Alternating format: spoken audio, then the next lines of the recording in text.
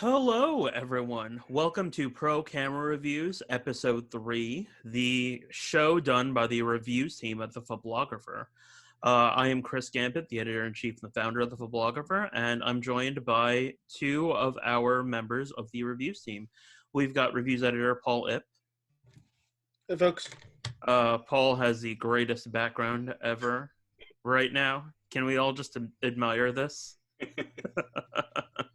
Paul, say something so we can look at that amazing background again very quickly. Yeah, here it is. Yeah, look at these two people not socially distancing. Nope, not at all. Do not do what they do. Yeah, they're way too close for comfort. Exactly. And we've got gear editor Brett Day here. Hey, guys. Guys, as always, thank you for joining. And to the audience, thank you so much for joining. It means a lot to us. Please tell your friends about the show. We're trying to do something positive during this whole COVID-19 coronavirus craziness. And, you know, we know that you guys love talking about gear, and we love talking about gear. Actually, when I was on the phone yesterday with Brett straight up told me, he's like, yeah, I'm a gearhead, man. Like, I like landscape. I like all that stuff. So, yeah, we are trying to keep it positive with everyone. And after the show, we will unmute everyone and we'll cut the recording and we'll have a little bit more of a free-for-all. We'll be able to freely talk. So let's get into this.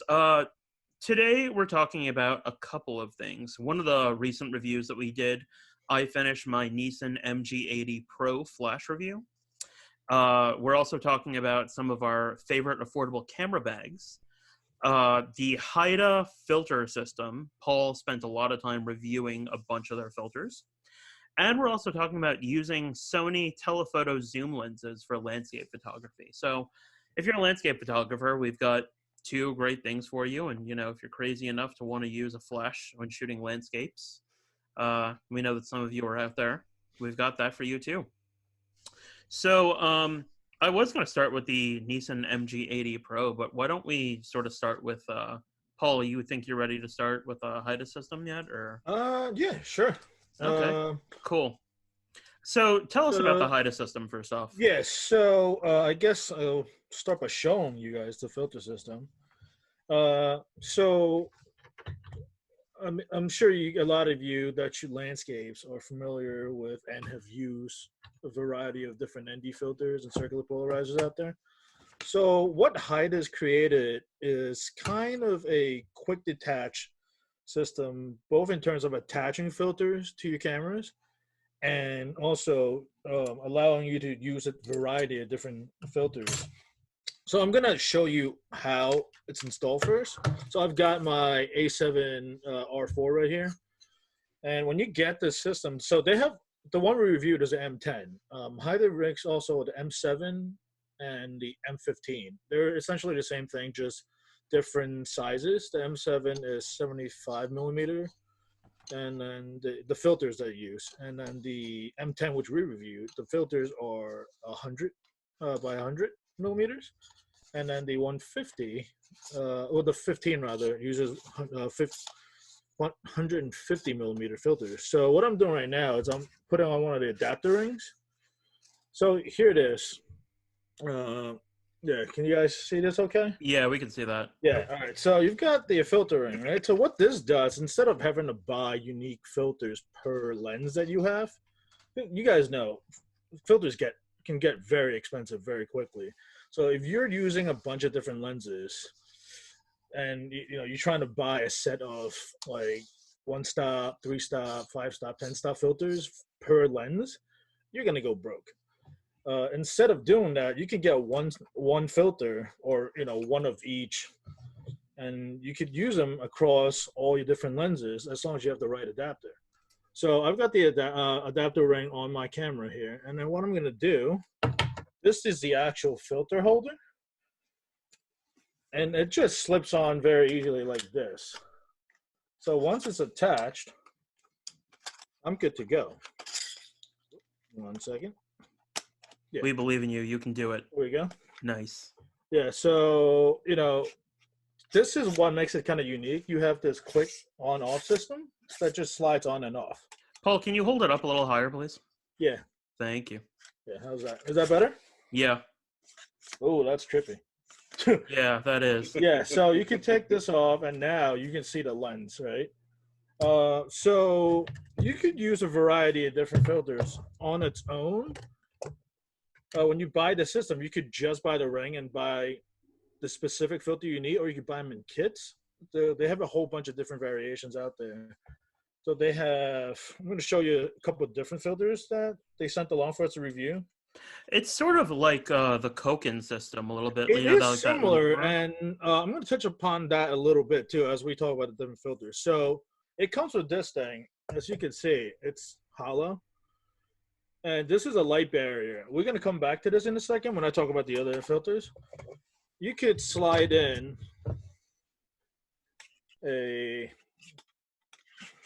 whoops. It is. You can slide this in. Yeah, low light. You know, it goes in, and then you can adjust. This is the circular polarizer. Yeah, this is, so, and then, can you see the little dial up top? Yeah, we can. Yeah, so this allows you to adjust the polarity. So instead of having to turn the whole thing like you would traditional screw-on filters, which can be challenging because you're dealing with the screw itself and then you're adjusting the polarity. This makes it a lot easier, right? Just dialing this in. Yeah, that's a cool feature right there. Yeah, so I really like this, especially if you already have your camera on a tripod per se.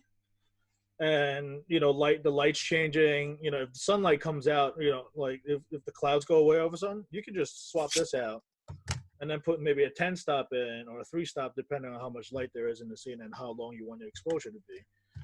Now, how easily do these things get dirty? I didn't get them that dirty. To be honest, I got them dirtier when I was like transporting them. Just putting them in and out of the protective case, because sometimes you get like dust or anything that gets stuck on there, but you could easily wipe them off using a lens cloth that you would, you know, your lens, or just use a rocket blower. And then another thing you can do is if you already have traditional ND filters, and Haida makes a lot of those as well. So I'm going to show you an example. Here's a regular 10 stop. Ooh, that is trippy. There we go. Here's a regular 10 stop. You can still use these. You can just slide them in the front and it goes in like the other filters that you would have. So here you go. You can still use square filters as well. That's cool. All right. Yeah. And you could use that on top of their drop-in filters. Oh. Yeah. That's so nice. Gotcha. Yeah. So you could basically stack, realistically, maybe 2 or 3. Once you put too many filters, you're gonna see that you're gonna get, you're gonna start seeing vignetting in your image because you're going so far out that it's starting to block the way the light's entering your lens. But you know, I can name maybe a handful of times where I've used more than 2 or 3 filters at once.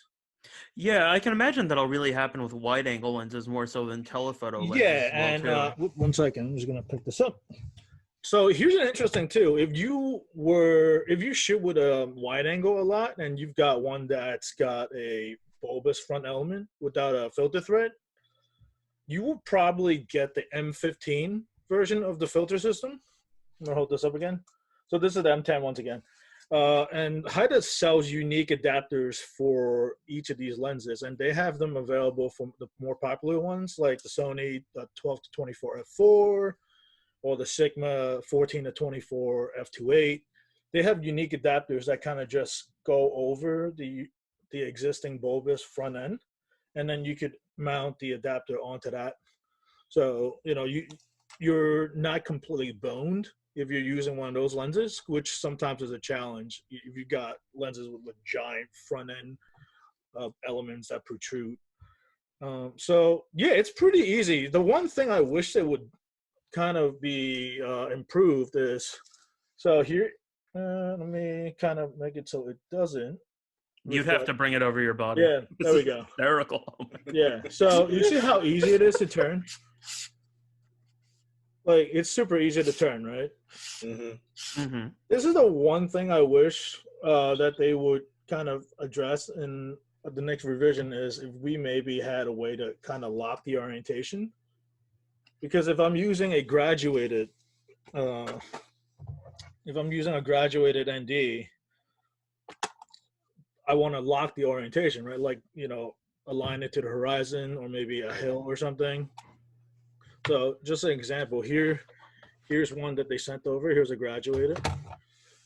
I don't like once I have it set, I don't want to knock it one way or the other. I kind of want to just stay in place.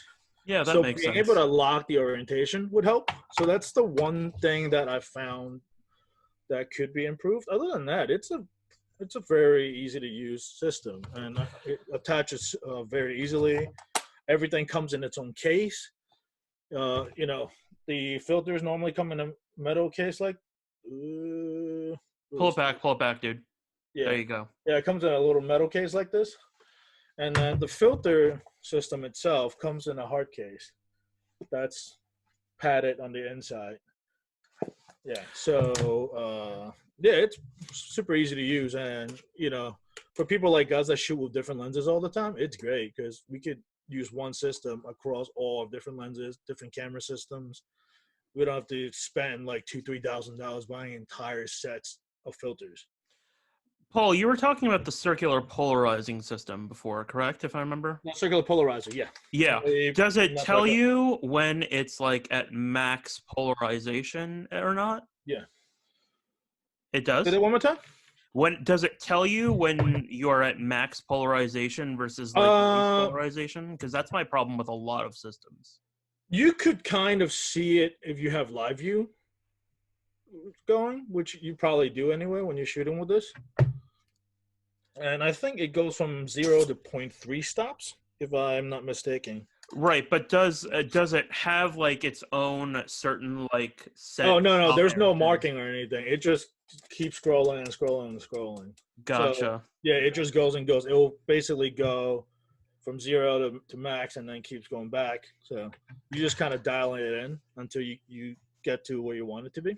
I really wish that there were sometimes systems that actually told you that stuff. Like, actually, I could imagine that would be helpful. Yeah, a lot of circular NDs do that. I really wish polarizers did that though. Brett shoots a lot more landscapes than us, so I don't know if you've ever had that same experience, Brett. Yeah, it can be a little frustrating at times for sure, not knowing where your max is and where your minimum is. So just little improvements like that can make such a huge difference. It also helps you kind of dial in how long you want the exposure to be too, because sometimes you're just off by a little bit. Which, I mean, obviously you could adjust it in post, but it's always nice to just get everything done in camera. Adjust it in post. People do that. Yeah, right. Shocking. Yeah, I'm a guy that really likes to get everything done in camera, but yeah, no, I will concede. Oh, also, just to go back to the light barrier I was telling you guys earlier. So this light barrier, if you're not using one of the drop-in filters, you just put this in and it will help block off any potential light leaks that could come from the slot here that otherwise would have went in. So it's like little things that they thought of, which is, it's good because they knew that if you were going to use the system and if you were going to use a drop-in filter, that's helpful. Another thing that I kind of wish you'd be able to do is use more than one drop-in filter, because the whole benefit is being able to just do this, right? Take one out, drop another filter in, and then, Bob's your uncle, right? But you can only use one of them.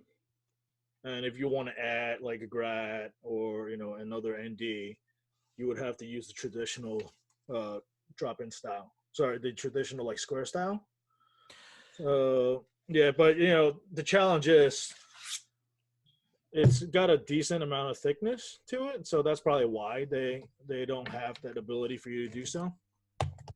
And Paul, you've been testing these since like November, correct?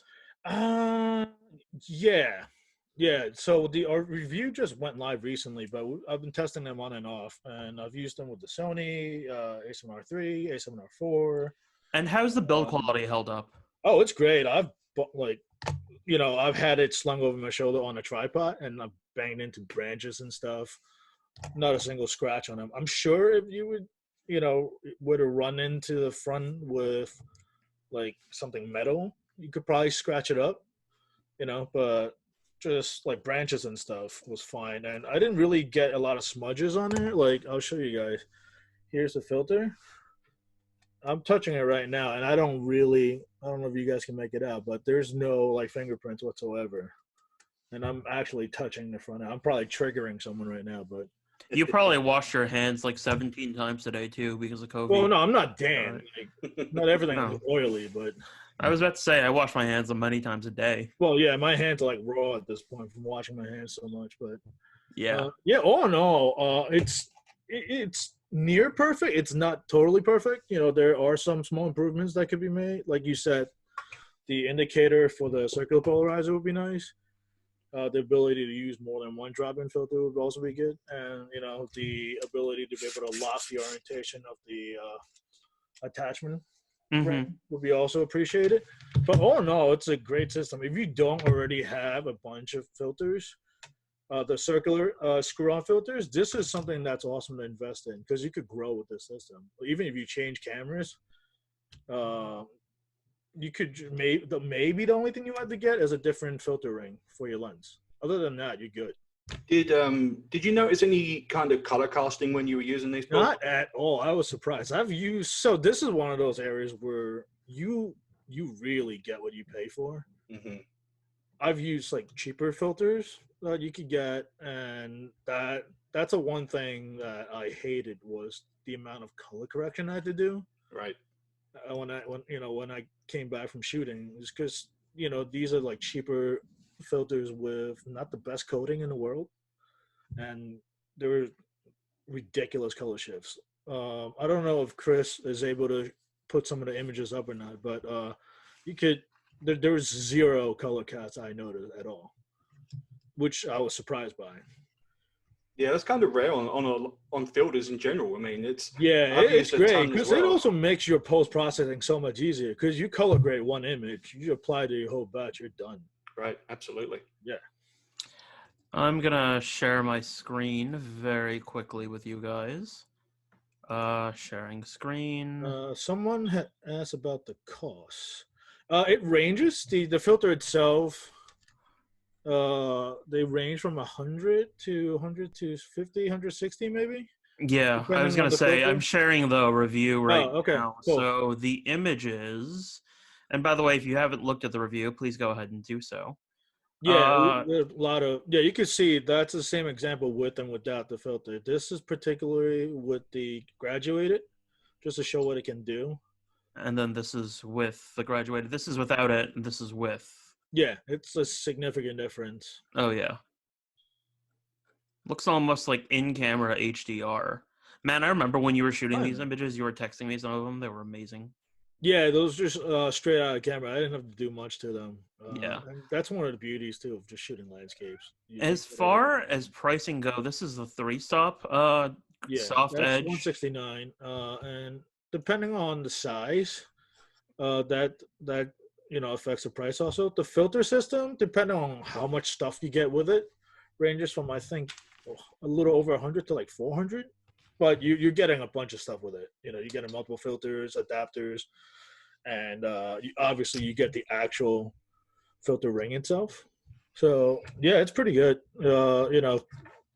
Like, don't think of it just from the pure number standpoint where, like, oh, my God, I'm dropping so much money from the get-go. Think of how many individual filters you would have had to buy for all of your different lenses.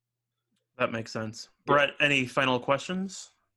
No, I mean, my biggest one was about color casting, and I'm really I was super impressed. That's impressive. Yeah, I was super impressed with the lack of color cast. That's huge. Yeah, especially because I've mostly seen color cast in the past couple of years on NDs. Mm-hmm. But yeah, no, if there is none. Yeah, that really sets it apart. Like, if you shoot a lot of landscapes, that's huge because that saves you so much time in post. And sometimes you can permanently ruin an image to the point where it's not usable unless you go in and do serious color correction in Photoshop. Because you have color casts that normally wouldn't exist in nature. Actually, Paul, there's a way you just convert to black and white, and then you do this thing where you up the clarity like 100%, Let's not name names now. I was about to say, like, I learned this on this blog. I forgot what blog it was. It wasn't the Phoblographer. I think it was like Geez. Trey Radcliffe or something like that. Oh boy. Yeah, like the HDR stuff. So anyway, moving on to the next topic. Yeah. I'm gonna switch gears a little bit for the content creators and the photojournalists, all those kinds of people. I reviewed the Nissin MG80 PRO Flash, which I have right here. Can you guys see it okay? I'm just making sure. There you go. Yeah, keep it nearer. Yeah, because the virtual background is blocking some of it. The what background? I'm sorry? The virtual background is blocking some of, yeah, right there. Just keep it like in front of you. Maybe I should get rid of my virtual background. Yeah, that's what I was considering. Yeah, we were messing around earlier on. So now you guys can see it, right? Yeah. Yeah. Okay, cool. So this is the Nissan MG80 PRO. And off the bat, one of my problems with it, which I only later on discovered is not really a problem, is this zoom head. This zoom head feels cheap. It feels cheap. Yeah. The problem is that I didn't realize until later on is the entire thing comes off. Oh, I can do it. Yeah. It's like a rail system. And then you start to notice like how solid it actually is. This is the zoom head, and usually you can just use it just like this otherwise. So it's a zooming mechanism manual? No, you can set it manually, but you can also set it to like be whatever you want it to be, like automatic if you wish. So does it actually move the diffusion? It does. Lens in the front? Yeah, it does. Okay. Yeah, so when it's on like my Canon EOS R that I was testing this with, it will like zoom in and out accordingly whenever you need it to. And then you can put it on like the widest setting, and then it'll just be all the way back and zoomed in obviously all the way there. So it will dial that in accordingly. That's one thing where I was like, okay. And then when I realized like how actually well built that was, I didn't really have any problems with it.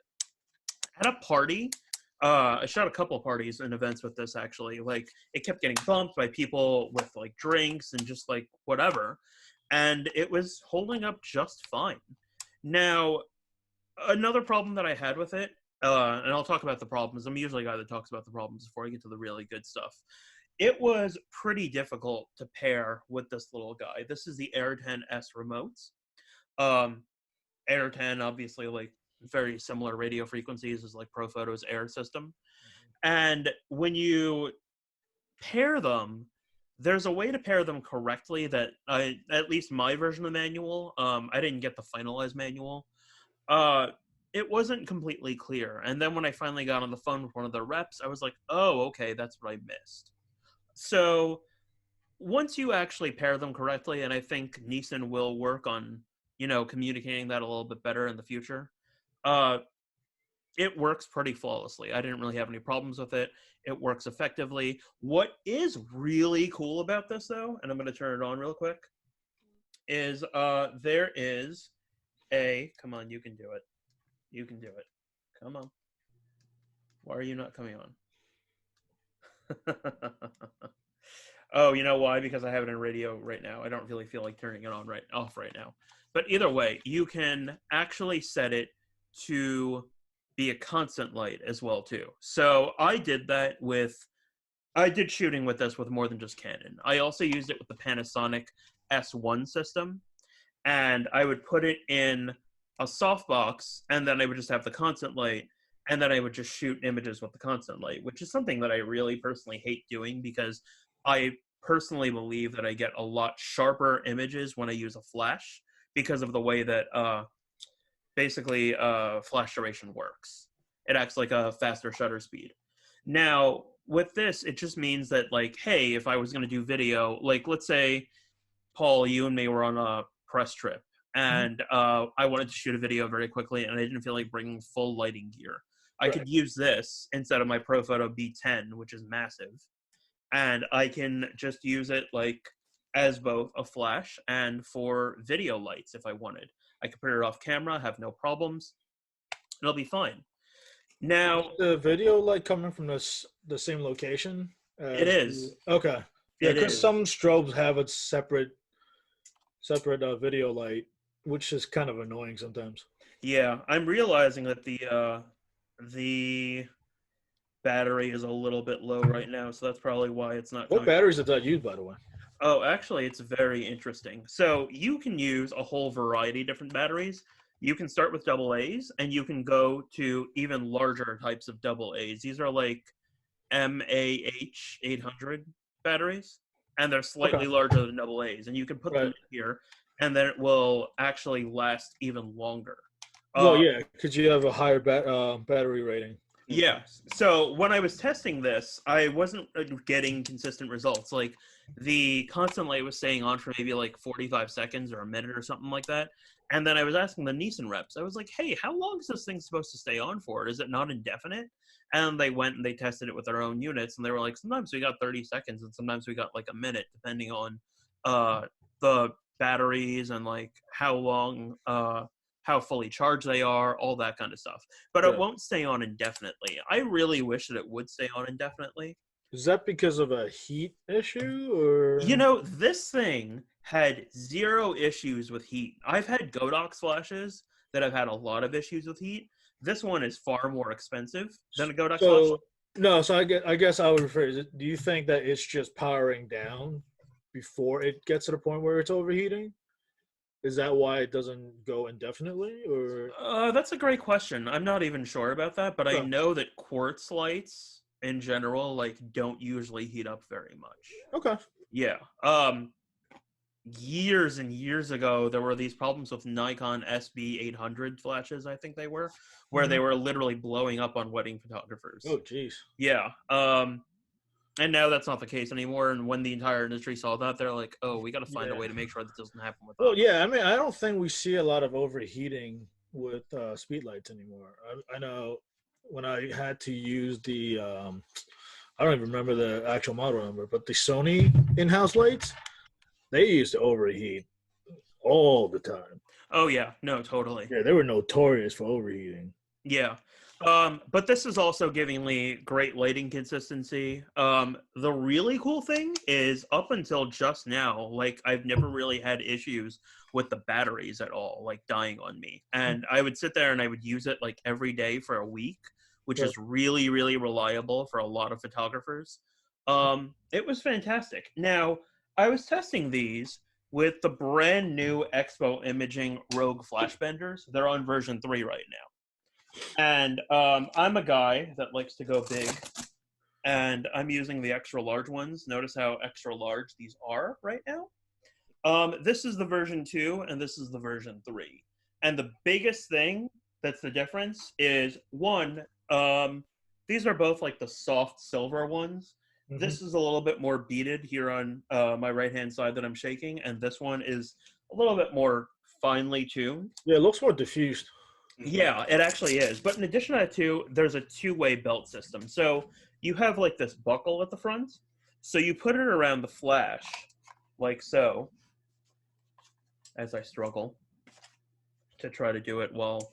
Yeah, I always had issues with flash benders in the past. No. It's the fact that usually I would put these things down when I'm actually doing it. But right now I'm trying to show you guys like on camera, which is proving to be hilariously difficult. But I believe in me.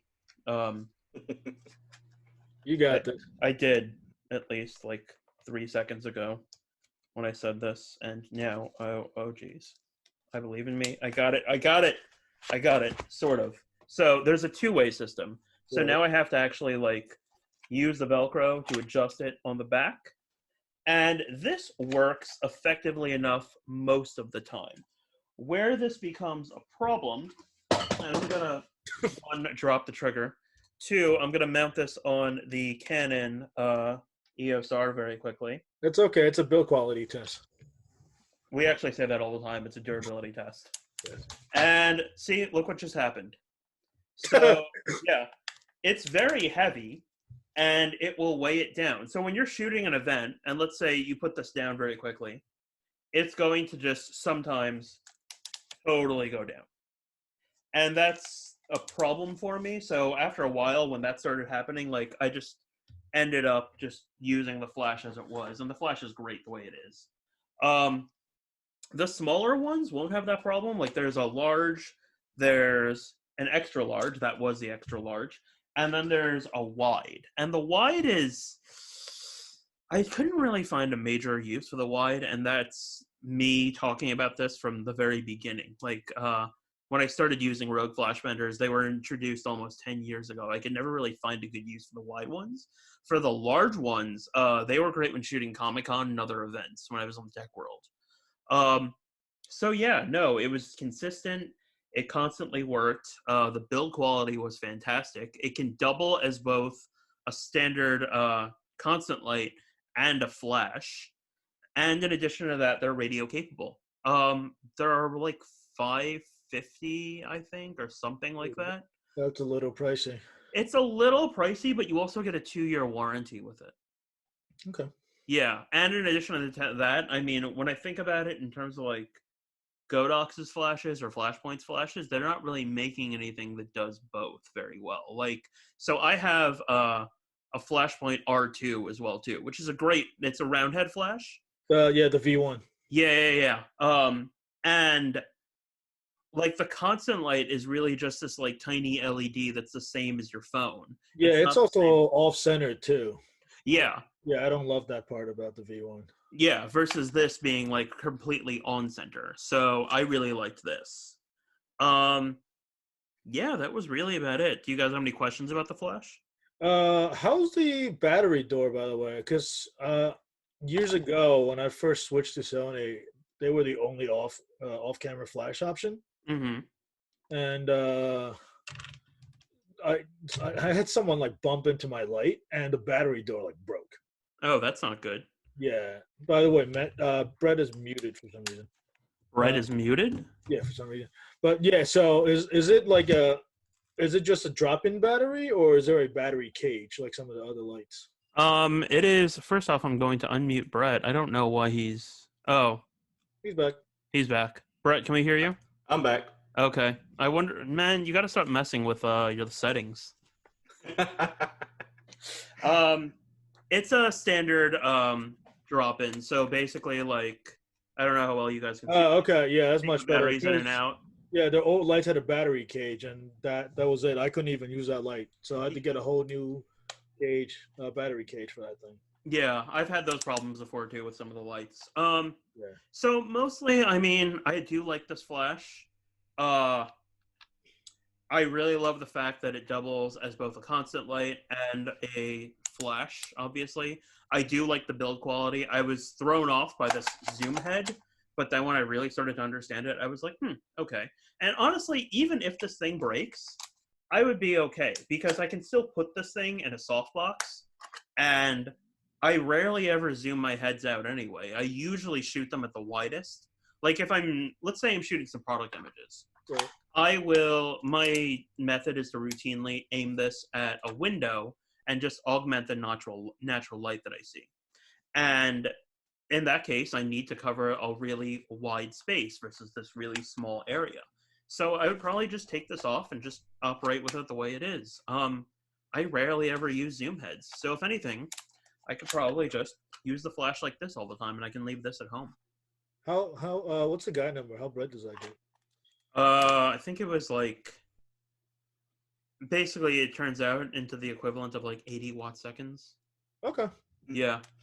Chris, what's the usability like in terms of the menu system? Because, I mean, some of these pocket flashes that we use, or speed lights that we use, the menu systems are archaic and they're a pain to get through, find settings. What's it like in the menu system? That's a great question. So I don't know how well you guys can see this. How well can you see it? Bring it a little bit closer. Okay. But you can see the buttons and stuff, right? Oh, yeah. There's an actual screen now? Yeah, there's an actual screen. Okay. That's a huge improvement over the older lights. Yeah, one of theirs was like a full touch screen, and I was not about that life, and this one's okay. Yeah, they had a few iterations of that. That looks like the best one so far. Yeah, so because it's right now in radio control, it's really just going to have this setting on it. But if I take it off of radio control, and I'm trying to remember how to do that right now, that's TTL, that's open. No, it was this setting. I haven't used this in like maybe a month or so now that I think about it.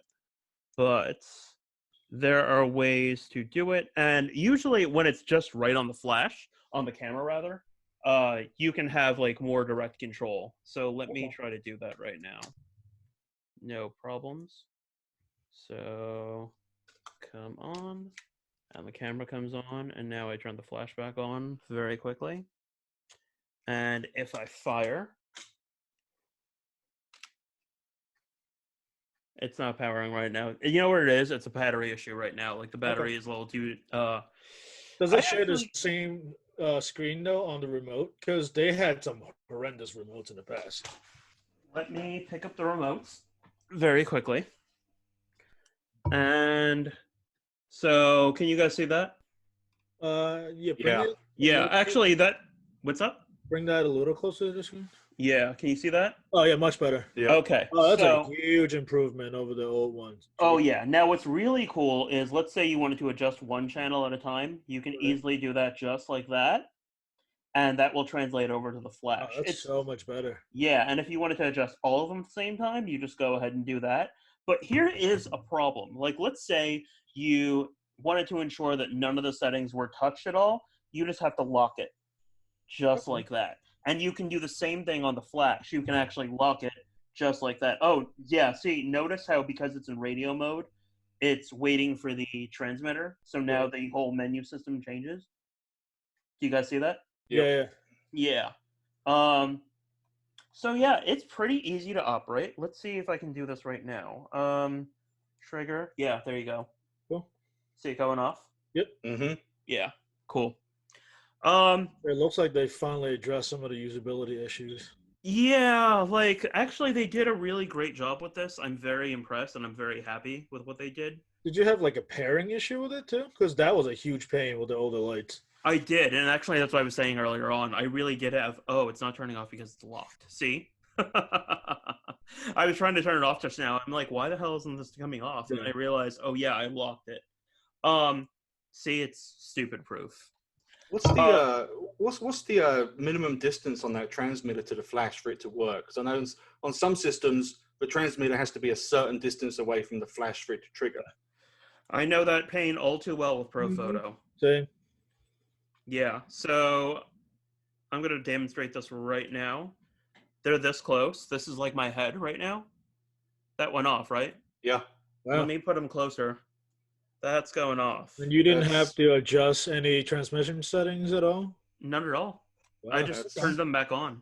That's impressive. That's actually pretty impressive. Yeah. Paul, to answer your question about pairing, that was something that I thought I got right the first time around. I messed up, and it translated into my actual use. What I did caused a problem where when I would make a change on here, it would not translate out to here, and the flash would just stay in TTL mode. Interesting. So it was annoying, and then when I repaired them the correct way, it was totally fine. Okay. Yeah. Yeah, that's really about it. I really like this flash. I will continue using it for as long as Nissan allows me to hold on to it. That's the thing about some of the review units that we get. Sometimes we get to keep them. Sometimes we have to send them back. Really depends. I'm not even too sure about this one. I think I might be able to hold on to it. Yeah, if anything, it's probably going to take a while to send it back right now because, you know, everything that's going on. Yep. I have Nikon units that I just got I'm looking at them right now across the office. I'm like, oh yeah, I have to return those. And I just got the Nikon's co-assignment agreement notice. It's like, hey, these are overdue. I'm like, how am I supposed to send these back? Can't leave the house. Yeah, exactly. Like, come on, guys. Yeah. I feel bad for Panasonic too because they wanted some stuff back before WBPI, and I'm like, it's not happening right now. To be fair, none of the reps are going anywhere at the moment anyway. So. Yeah, exactly. So yeah. Do you guys have any other questions about the MG80 Pro? No, sounds like they did a great job updating their stuff across the board. Yeah, I was actually very impressed. You know, in some ways, I really feel like the third-party manufacturers are doing a better job than, like, the first-party manufacturers. Like, Canon's flashes, I'm not always the best and biggest fan of. Like, Nikons are still pretty good. Sony's just No, that company should not be making flashes.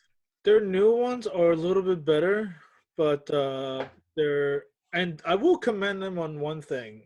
Their newer flashes, you can actually control it using the camera's menus.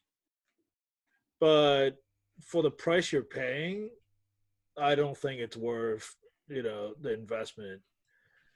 I mean, what I would say to that is, hey, good job. You guys updated to something every other camera company has done for years now. I mean, you could do that with Canon.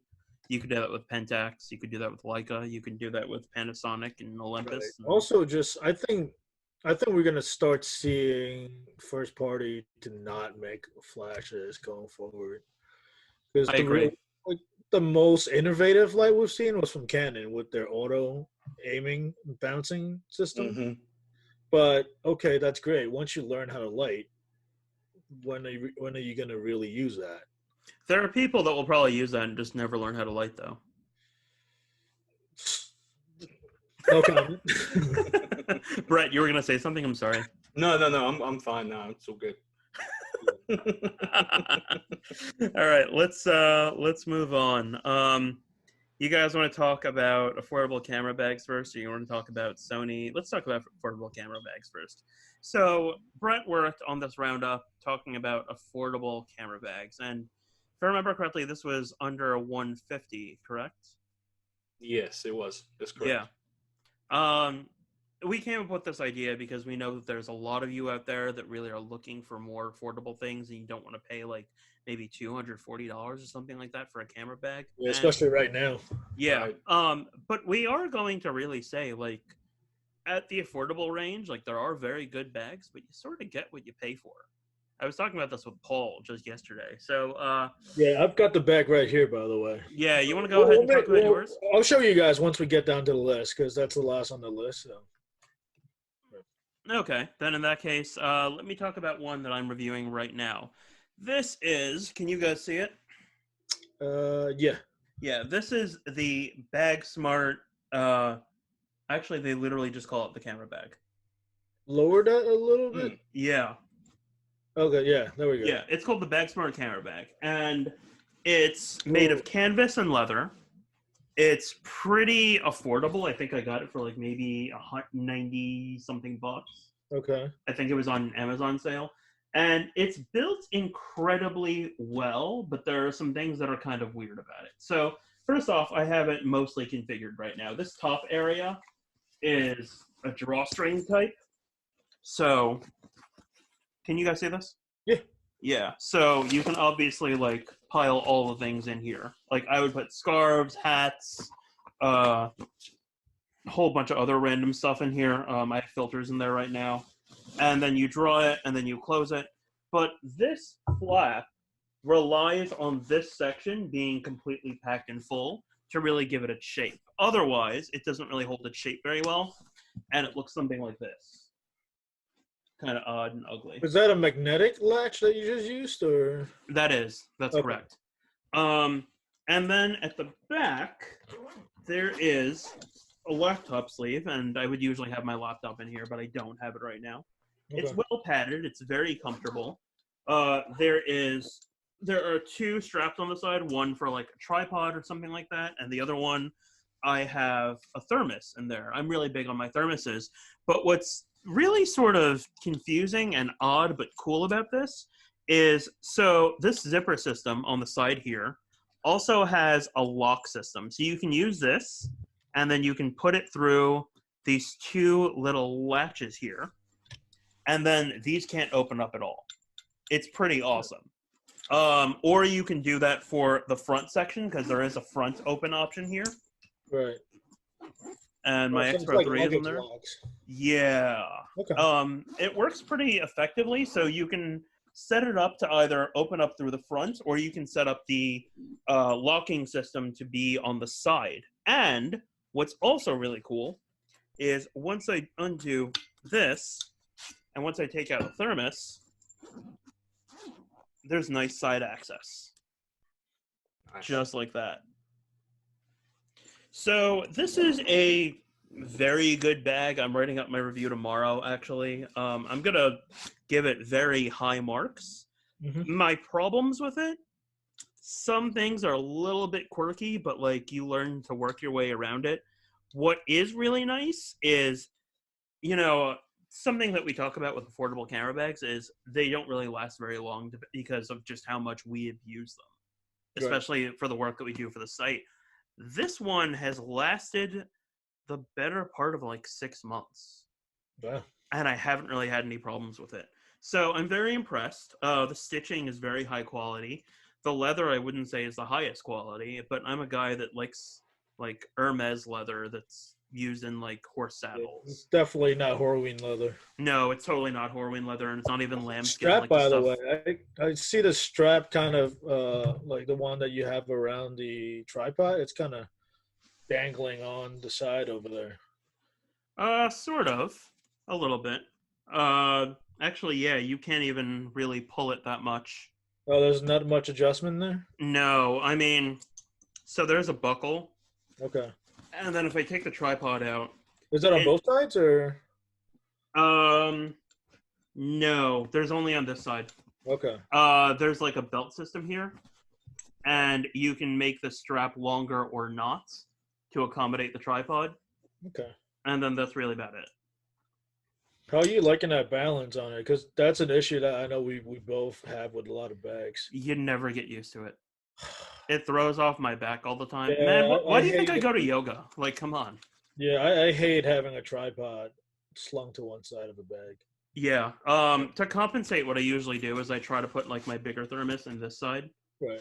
But then that means that instead of my back being like this, it's now fully like this. Yeah. So it's like I'm constantly compressed, and I mean, you know this because I mean I've gone many a photo walk with you. Like our hips hurt afterward. I'll hold that. Well, that's why I usually kind of just put so for people that go camping a lot, I'll usually put the tripod where you would normally strap your sleeping bag under the bag. Mm-hmm. You know, but I think someone has a patent on that for some reason, or for a camera bag. So Yeah. My understanding is like Tamrac has that patent, and very few companies can actually even get in through it. So yeah. Yeah. Brad or Paul, which one do you guys want to go next? Well, I've got one of the bags that we featured on the list. Let me just grab it real quick and show it to you guys. Yeah. So this is Dude, change the background. We can't even see yeah. it right Let me disable that. You wanted this one, Jim. I wanted it. Yeah. I mean, Let me see. I love that look though.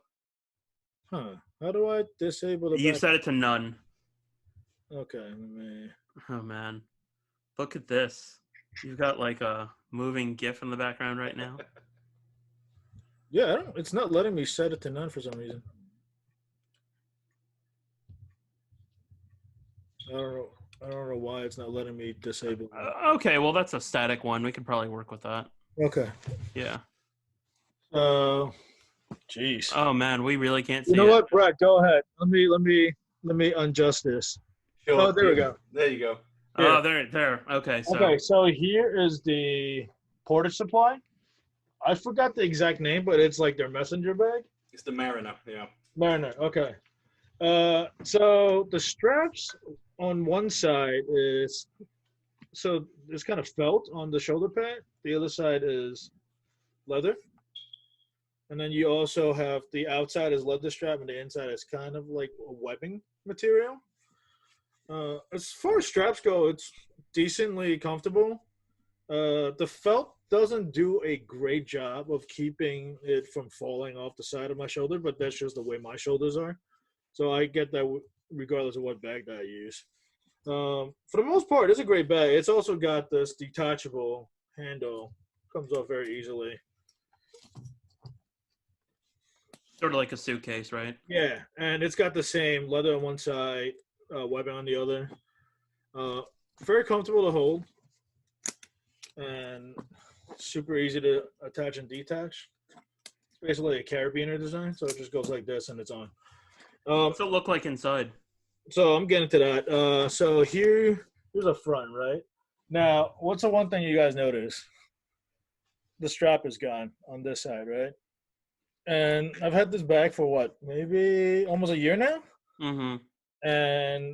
And that loop is actually made out of leather. So I don't know what happened exactly, but it's just gone. So that's one of those things where you get what you pay for. And luckily, the buckle is still attached. So I'm still able to close the bag without issue. But if this whole thing falls off, then I'm kind of boned. Well, look at the inside. Get the strap out of here.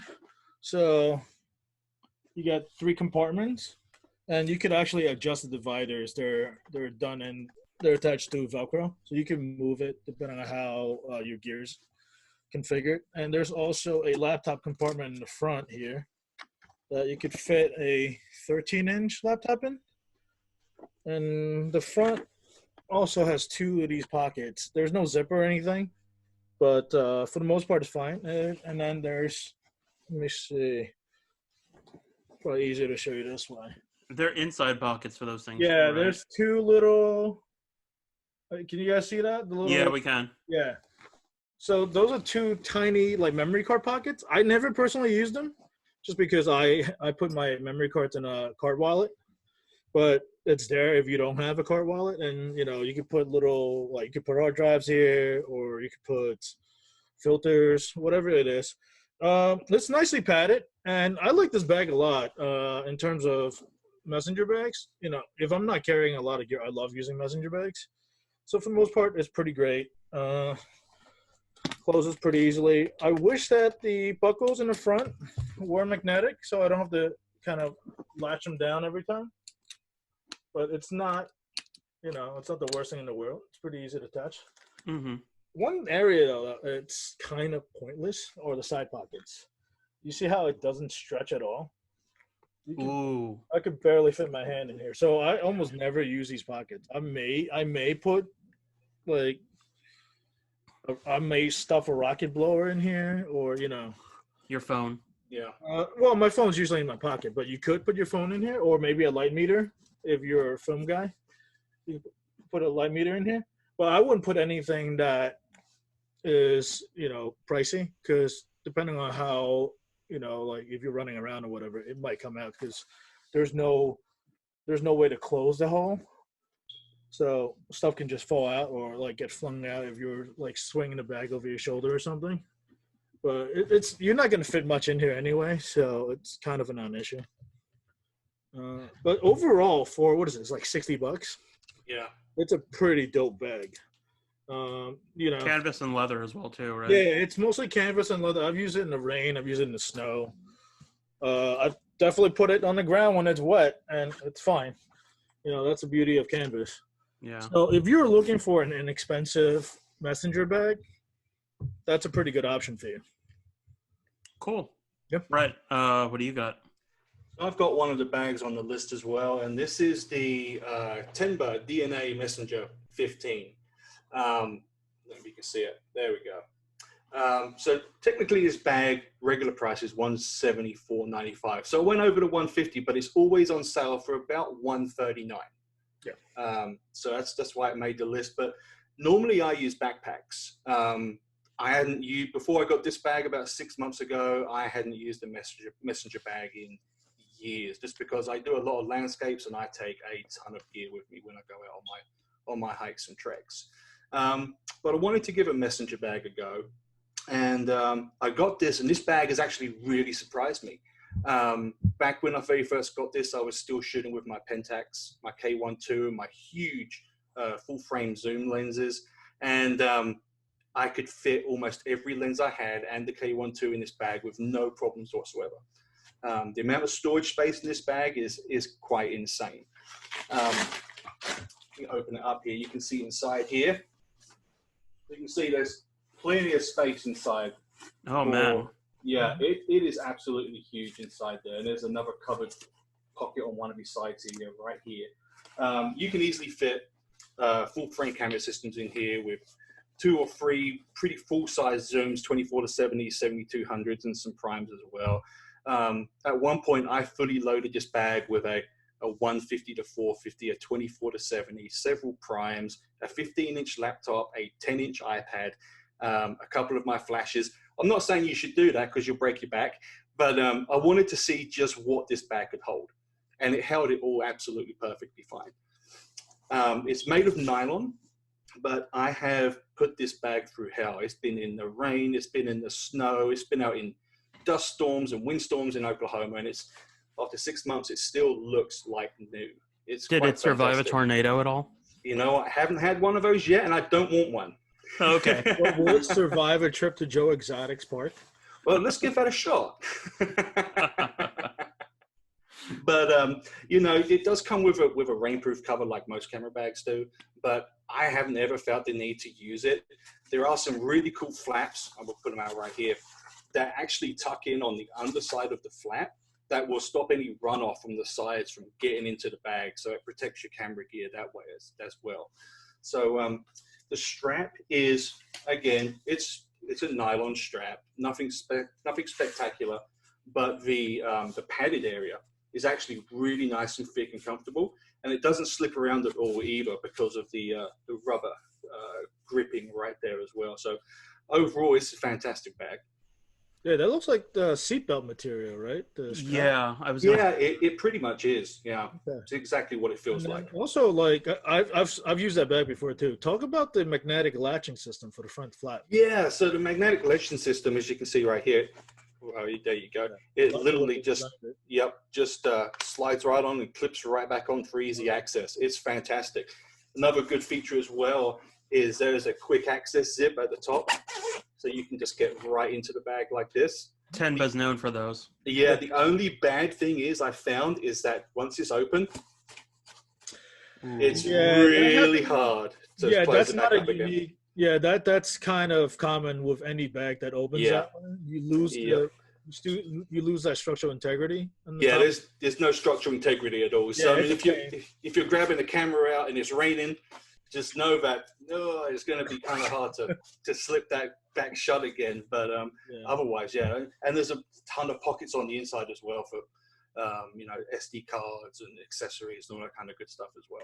Something that, you know, I've had problems with messenger bags, I really wish that they actually had the ability to have waist straps as well too, because they're going around you like this, and then let's say you're done with the day and you're commuting and you're not really getting on a car. I'd like to be able to make sure that it doesn't really move that much and that it stays in place. So I'd like the strap to come here, but then also when it's behind me, I would like to have another strap to really keep it like around my waist so it doesn't move around, and it also takes that weight off my shoulders, because messenger bags really put the stress like right there on one specific shoulder. And Tenba doesn't do that. Yeah, you see that more with non-camera messenger bags. I know like companies like Incase, they are really good about including like sternum straps and accessory straps for their messenger bags. It does exactly what you want it to. It'll basically keep the whole thing in place in the bag, so it doesn't shift around. Especially if you're like on a bike, you're not gonna have to worry about the bag kind of shifting all of a sudden and throwing your balance off, and then you're gonna be falling over your bike. So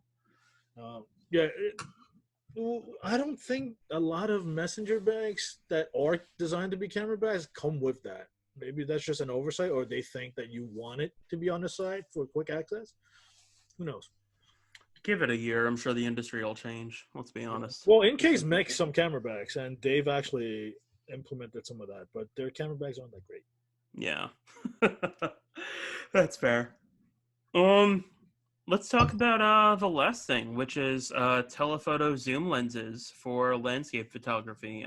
Brett, you were working on this piece, and you did it. First off, we really need to thank Lens Rentals for making this piece possible. We hit them up to be able to get the A92 review unit, which I'm not sure very many publications even have the review up, but we had the review up pretty early. And in order to do that, we also called in some telephoto lenses, and we decided that we'd play around with them. So talk to us about your experience using telephoto zoom lenses for landscape photography, Brett. Yeah, again, huge thanks to Lens Reynolds. They actually sent us the 70 to 200 GM and the 200 to 600 as well, which I used for the article we done on using telephotos for landscapes. You know, I think there's a big misconception when it comes to landscape photography, in that people think that for the most part you have to use ultra wide to wide angle lenses to do landscape photography. You know, you think of landscape photography and you're probably thinking of stunning vistas or mountain ranges, or even for cityscapes, if you want to take in a whole cityscape, like we saw one of Paul's pictures with his Haida reviews earlier on. And that's great, but you know, sometimes when we go out and we're on a landscape trip, you can get to a location that looks fantastic in person, but it doesn't necessarily translate well to an image. And so where a telephoto lens can really come in handy is when you scan around the location you're at, you can usually pick out one element that stands out, and you can use a telephoto zoom to really focus in on one element. So that's where telephoto zooms really come into their own for landscape photography. In addition to that too, I think they also help with the more creative side, like being really abstract and focusing on a specific detail or something like that. Yeah, absolutely. In one of the images I've done for the article, I went out to a local lake, and there was one ray of light that was coming down as the sun was dipping down past the horizon. And the area I was at, the lake didn't look spectacular, but that particular area where the light was hitting was striking. And I was able to isolate it thanks to the telephoto photo zoom that I had at that time. Keep talking, Brett. I'm actually bringing up the article here. Okay. Yeah. You're talking about the tree, right? This one? Well, there's that one right there, but there's another one as well, I think a bit further down. Oh, right that there. one right there. This one? Yeah, absolutely. So, you know, we like to, when we do landscape photography, think about the whole scene, but there are so many things within a scene that can make a picture by itself. And this is one example of that. And as you saw the tree further back up the article as well, I was at a lake in southeast Oklahoma. The picture above that one is actually of the lake in general. And you can see all the trees, and it's a fairly nice image, but this tree really got lost in the image that was of a wider scene. And it really stood out to me thanks to the colors and the colors behind it. So by using the telephoto zoom, I was able to isolate that tree. And thanks to the compression of the zoom as well, really make a compelling image just of that one tree.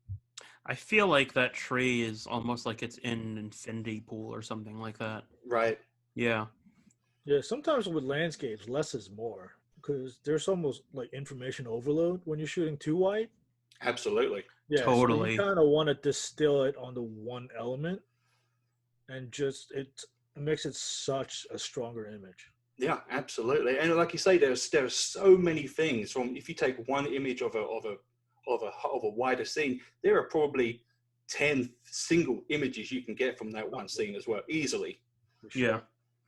Brett, what is your favorite telephoto zoom lens for landscape photography that you've used? I've got two, actually. Back when I used to shoot Canon, I used to use the 70 to 200 f4 all the time. Not even the IS version, just the non-IS version.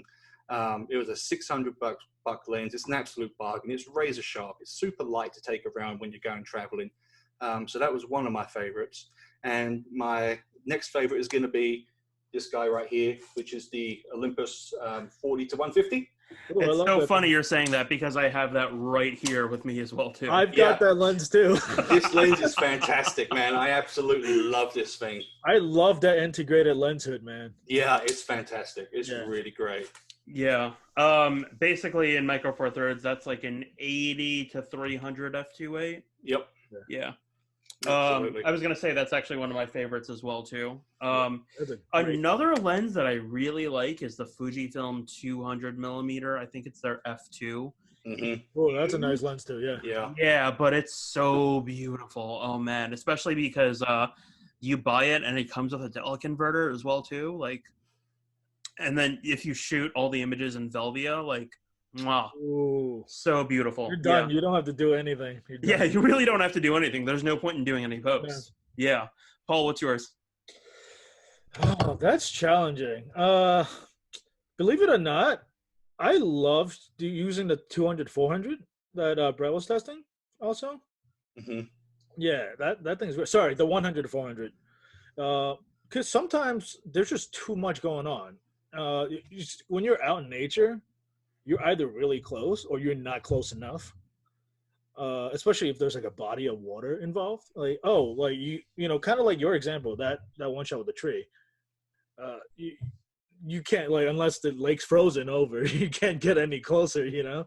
Yeah. So it allows you to kind of reach out and get to a point where normally that's not a composition you would have, just standing there. And it's great because, you know, if there's too much going on, you could just punch in and isolate on that one element and everything kind of falls away. And if there's enough separation, it almost looks like you're shooting a portrait of a tree or whatever it is that you're shooting, or like a bird or whatever. Right. But, you know, obviously landscapes will probably be a tree. And yeah, it allows you to get really creative. And most people don't think of punching in when they're talking about landscapes. Yeah. It really changes the way that you're composing your image. Yeah. I remember when you were testing the 200 to 600 on the monopod and you were complaining about the weight and like how large it was the entire time. Oh man. That's like, honestly, I had a better time hand holding that lens. Yeah. Because with the monopod, it was not maneuverable and it was actually causing me to miss shots. Mm-hmm. I remember that. The IS on it is actually pretty darn good that I didn't really need, you know, I didn't really need the tripod. Yeah. I don't think you also had your normal amount of coffee that early in the morning. I think, what time I was at your place? I was at your place at like 5:30 in the morning, wasn't I? No, it was even earlier. We got there by like 6. Okay. Yeah. Yeah, I was running on fumes. Yeah. Going back to the IS on that 200 to 600, in that article, there was a picture I took there with there's a mountain in the background, and there was a longhorn cow standing in between the two mountains. Ooh. I shot that at 600 millimeters handheld and had 0 issues with that lens. Yeah, it really lets you get creative sometimes. Yeah. With composition, because some shots you just can't get. That's in the article, Brett? Did I not put it in the article? I don't. Might have been think on so. the 200 to 600. Oh wait, no, I reviewed that. Never mind. Yeah, no, I don't see it here, Brett. Okay, all right. Yeah, don't worry about it. I was about to say I was gonna try to bring it up, but yeah. Well, even if you go back to the ND filter review, one of them wasn't a wide angle. It was actually punched in on an 85. Because I kind of wanted to get rid of all the other elements. On which one of the reviews, Paul? I believe it was on the 10 stop. The 10 stop? I think so. It was a one where it's kind of a split top and down of the lighthouse. And the lighthouse. Yeah. Oh, yeah. I'm gonna share my screen right now. I'm gonna share this. Bam. That image right there, right? Exactly. Yeah, because like the rest of the scene wasn't that amazing. So I kind of punched in and it gave me a different composition altogether. And it was just all about the lighthouse. Yeah. Yeah, so versus this, I mean, it's not a terrible shot, but it's compared to the portrait shot, I think it's a lot more interesting. See, this is where I would get super creative and I'd shoot at like 1/15 of a second. I would just like let the camera basically drop while it's a mid shutter and create like a painterly effect. But, you could. If I wasn't testing the filter, I probably would have done that a little bit differently. Yeah, I've been thinking about incorporating those into reviews, but then we have people complaining from DP Reviews forums, so I just let them be. Yeah, different audience. Exactly. Yeah. We are all set. That's our show. Thank you everyone for tuning in. Thank you, Paul, and thank you, Brett. Let's take a look at the chat, see if anyone had any questions. So we have, this is something new. Can't unmute myself. Yeah. Gino, I understand that. I'll unmute people after. Paul's background totally inappropriate at this time. Cancel him. Yeah, that was Michael. Yeah. Michael's a friend of the set, and he's actually a contributor. However, I read that this filter system only allows one filter. Many of us will use more than one Nissin filter No, have You filters. could use more than one filter. It's just you only can use one drop-in filter at any one time, but you can Yeah. stack other square or rectangular filters in front. Yeah, Greg was saying that. We have the woman that won our contest back in the holidays. Pam Tote is with us. Thank you, Pam, for Oh, hi, tuning in. Pam. Yeah. Hey, Pam. Let's unmute her so we can hear from her real quick. We'll do that after. Cool. Brett Day saying, "Can you unmute me?" Lord only knows how you did that. Tenba is awesome. Yes, absolutely. A 4-pound messenger bag kills me, but I'm fine with 20-pound backpack. Yes. Yeah. Yes, Michael. Anytime your back is not in perfect alignment. Yep, absolutely. Thanks. Yeah. Christine saying, "Thanks, guys. This is great." Brett saying, "Can you show photos?" We did.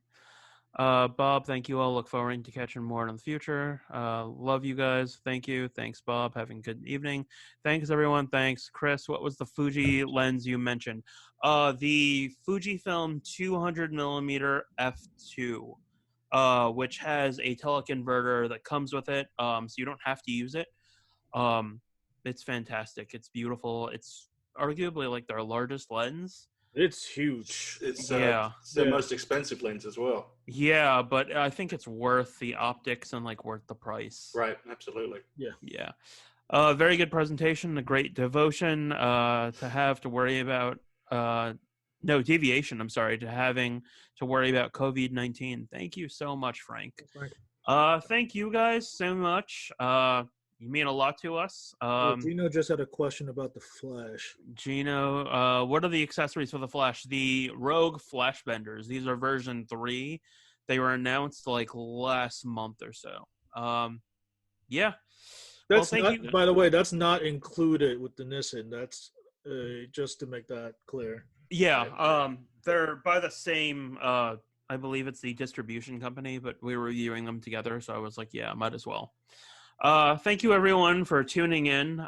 Thank you, Paul. Thank you, Brett. Appreciate you guys as always. We're gonna kill the feed and then unmute everyone, but I'll let you guys say bye first. Thanks, folks. Thanks, guys. See you guys Appreciate next you. Sunday. Catch you next week, folks.